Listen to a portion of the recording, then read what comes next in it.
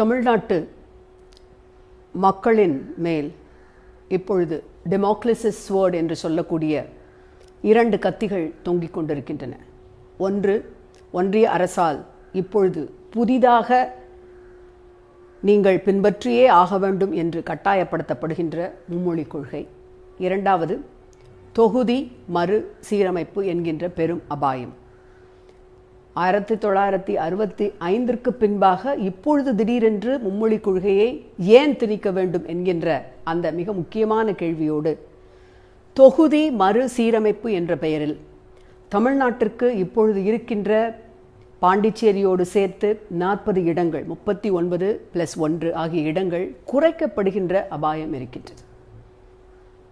நம்முடைய மாண்புமிகு முதலமைச்சர் தமிழ்நாட்டினுடைய முதலமைச்சராக பொறுப்பேற்று கொண்ட காலகட்டம் கொரோனா நெருக்கடி காலகட்டம், நிதி நெருக்கடி, அரசியல் சித்தாந்த நெருக்கடி, இவற்றையெல்லாம் கடந்து நெருப்பாற்றில் நீந்தி தமிழ்நாட்டை இன்றைக்கு ஒரு முன் உதாரண மாநிலமாக உயர்த்தி காட்டி திராவிட மாடல் ஆட்சி நடத்தி கொண்டிருக்கின்றார். அது மட்டுமல்லாமல் மாநில உரிமைகளுக்காக தொடர்ந்து தெற்கிலே இருந்து குரல் கொடுக்கின்ற அந்த பணியை செய்து வருகின்ற முதல் இடத்தில் இருக்கின்றார். இந்த தொகுதி மறு சீரமைப்பு என்கின்ற அபாயத்தை மக்கள் உணர்ந்து கொள்ள வேண்டும் என்பதற்காகவே அதனை மிகப்பெரிய ஒரு முன்னெடுப்பாக இப்பொழுது கையிலே எடுத்திருக்கின்றார். மக்கள் தொகை கட்டுப்பாட்டு திட்டம் அறிவிக்கப்பட்ட பொழுது 70களில் அதனை செவ்வனே செயல்படுத்தியது நம்முடைய தமிழ்நாடு. மக்கள் தொகையின் அடிப்படையில் அந்த காலகட்டத்தில் 70களில் எடுக்கப்பட்ட மக்கள் தொகையின் அடிப்படையில் தான் இன்று வரை தொகுதி அவரவருக்குரிய அந்தந்த மாநிலங்களுக்குரிய தொகுதி ஒதுக்கப்பட்டிருக்கின்றது.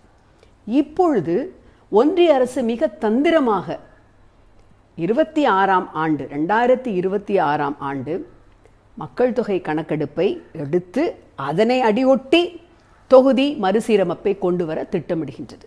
இதிலே இருக்கின்ற அபாயம் என்னவென்றால், மக்கள் தொகை கட்டுப்படுத்தியதற்கான விலையே கொடுக்க வேண்டிய நிலையில் தமிழ்நாடு இருக்கின்றது. உத்தரப்பிரதேசம், பீகார் போன்ற மாநிலங்கள் மக்கள் தொகை அடிப்படையில் கூடுதலாக மக்களவையில் பிரதிநிதித்துவம் பெறுகின்ற அந்த நிலையில் நாம் இப்பொழுதைய கணக்குப்படி எடுத்தால் நமக்குரிய இடங்களை 10 இடங்களை இழக்க நேரிடும்.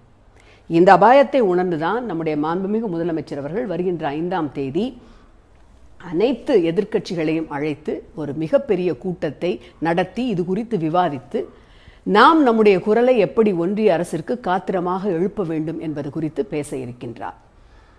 பொதுமக்கள் அத்தனை பேரும் புரிந்து கொள்ள வேண்டிய அபாயம் என்ன என்றால், தற்பொழுது இருக்கின்ற இந்த 543 என்கின்ற இந்த எண்ணிக்கையிலேயே நம்முடைய குரல் ஒன்றிய அரசுக்கு உரக்க கத்தியும் கேட்காமல் அல்லது வேண்டுமென்றே கேட்கப்படாமல் நமக்குரிய நிதியை குறைக்கிறார்கள். தமிழ்நாடு பொருளாதாரம், கல்வி வளர்ச்சி, பெண்கள் முன்னேற்றம், தொழில்துறை, விளையாட்டுத்துறை ஆகியவற்றெல்லாம் முன்னணியிலே இருக்கின்றது.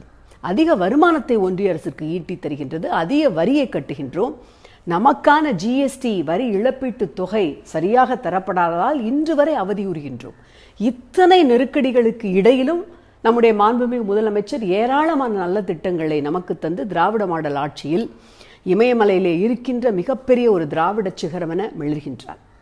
அவருடைய பிறந்த நாளை முன்னிட்டு அவர் வைத்திருக்கின்ற செய்தி என்றால், மக்கள் இந்த டீலிமிட்டேஷன் இதனை முன்வைத்து தொகுதி மறு சீராய்வு என்ற பெயரில் தமிழ்நாட்டிற்கு இடங்கள் குறைக்கப்படுகின்ற அபாயத்தை உணர வேண்டும்.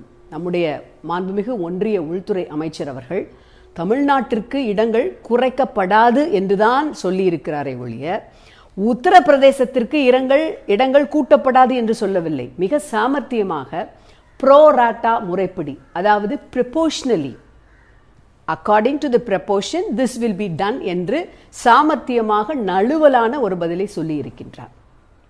நழுவலான பதில் என்றால் அது என்ன என்பதை தெளிவாக விளக்காமல் just pro rata, according to the proportion என்று சொல்லுவது மறுபடியும் மக்கள் தொகை அந்த விகிதத்தை அடிப்படையாக வைத்து தொகுதிகள் சீரமைக்கப்பட்டு குறைக்கப்படும் என்பதைத்தான் அது சுட்டுகின்றது. ஒன்றிய அரசு இது குறித்து தெளிவாக, குறிப்பாக தமிழ்நாட்டு மக்களுக்கு விளக்க வேண்டும். அதுதான் மாண்புமிகு தமிழ்நாடு முதலமைச்சர் அவர்களுடைய கோரிக்கை. தமிழர்களாக, தமிழ் மொழியை பேசுகின்ற பெருமை மிக்கவர்களாக, தமிழனுடைய உரிமையை, தமிழன் யாருக்கும் தாழாமல், யாரையும் தாழ்த்தாமல், யாருக்கும் எசமானனாக இல்லாமல், யாருக்கும் அடிமையாக இல்லாமல் சுதந்திரமான சுயமரியாதை வாழ்வு வாழ வேண்டும் என நல்லாட்சி நடத்தி கொண்டிருக்கின்ற நம்முடைய மாண்புமிகு முதலமைச்சர்களோடு இணைந்து இதற்கு எதிர்ப்பான குரலை எழுப்ப வேண்டும். தொகுதி மறு சீராய்வு என்ற அடிப்படையில் நமக்கான தொகுதிகளை நாம் குறைத்து இழந்து விட்டோம் என்றால் இப்பொழுது கேட்கின்ற அந்த அளவு கூட நம்முடைய குரல் ஒன்றிய அரசாங்கத்தின் செவிகளிலே விழாது. இப்பொழுதே அவர்கள் கேட்டும் கேட்காதது போல் பாசாங்கு செய்து கொண்டிருக்கிறார்கள். தொகுதிகள் குறைக்கப்பட்டால், அதிலும் மக்கள் தொகை அந்த கட்டுப்பாட்டை சிறப்பாக செயல்படுத்தியதற்குரிய தண்டனையாக இது குறைக்கப்பட்டால் நமக்கான நிதி உரிமை, கல்வி உரிமை, பொருளாதார உரிமை அத்தனையும் நாம் இழக்க நேரிடும். தமிழ் மக்களே, விழித்துக் கொள்ளுங்கள். தமிழ்நாட்டு முதலமைச்சரோடு கைகோருங்கள்.